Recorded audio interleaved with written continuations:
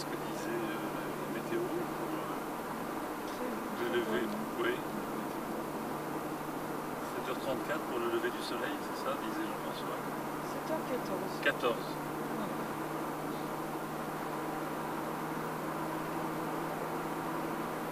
C'est vrai, moi je pensais aussi qu'il se levait beaucoup plus tôt, mais je ne prenais pas en compte le changement d'horaire récent. Oui.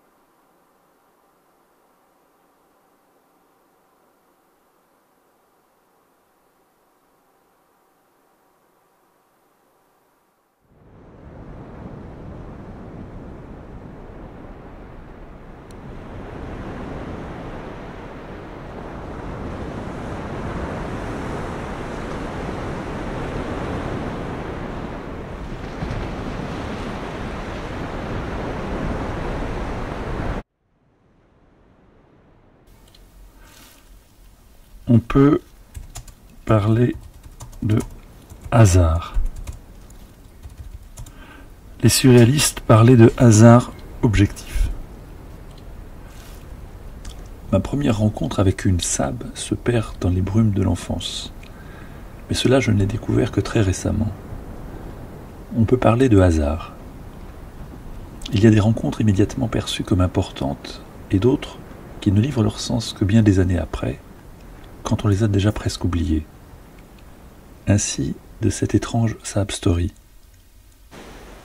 La première rencontre avec une sab a eu pour cadre les pages d'un livre illustré offert par mon père pour mes 10 ans. Il raconte l'histoire d'une course automobile suivie par deux adolescents, Yann et Maria, deux cousins qui se complètent comme les deux yeux et les deux oreilles. Un ami du père de Yann les a chargés d'un reportage sur le rallye des 1000 lacs en Finlande.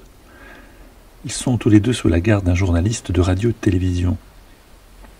Si Yann et Maria sont encore maladroits, s'ils ne connaissent pas encore leur métier, ils ont sur les professionnels un immense avantage, un regard et un enthousiasme tout neuf.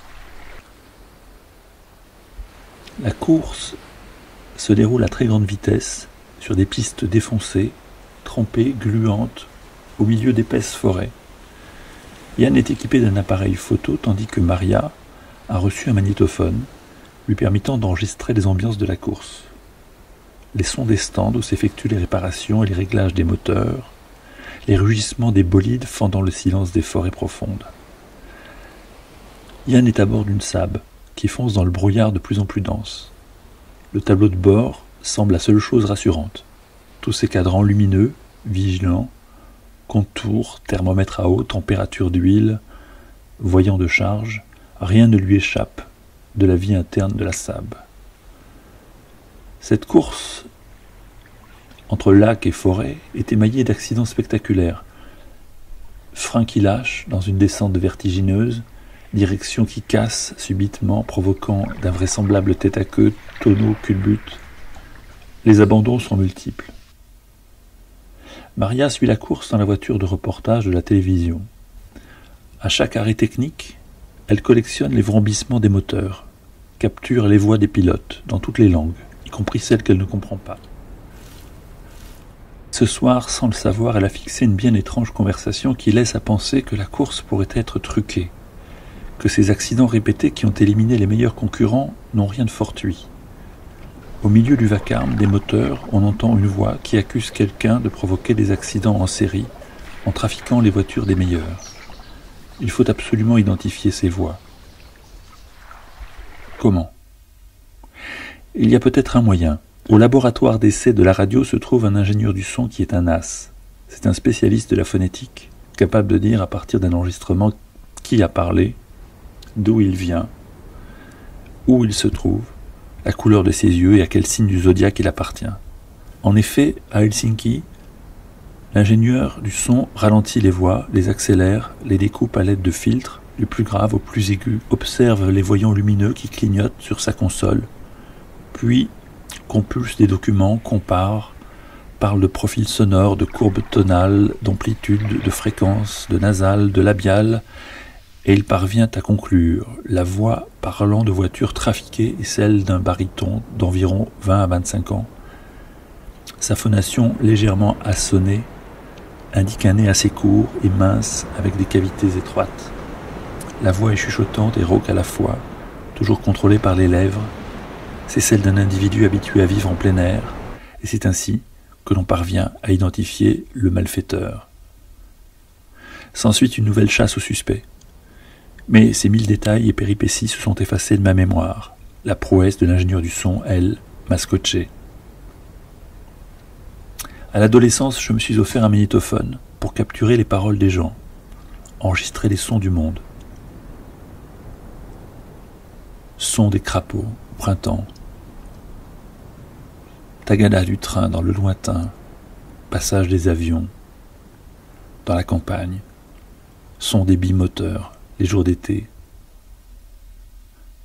voix qui se perdent dans les lointains, dans les villages, roucoulement des fontaines.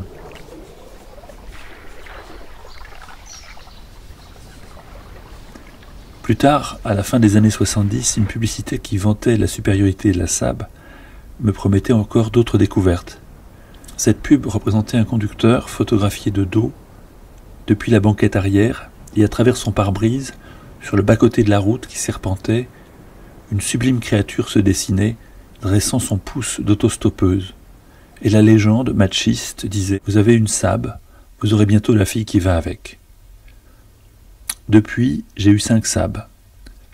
La dernière, je l'ai offerte à Kirsten, une blonde, danoise, photographe. Aujourd'hui, je ne possède plus de Saab. Parfois, je les emprunte pour les transformer en auditorium sur roues, en vaisseau spatial. Le premier détournement de Saab se fit à Lussas pendant le festival du documentaire en 2004. Dans la boîte à gants, j'avais entreposé une 50aine d'œuvres radiophoniques et sonores, gravées sur CD, qui attendaient les inconnus que j'invitais à monter à bord pour une expérience d'audiovision. Quoi de plus évident, non, que l'habitacle d'un véhicule pour effectuer un voyage immobile, porté seulement par l'imaginaire des sons.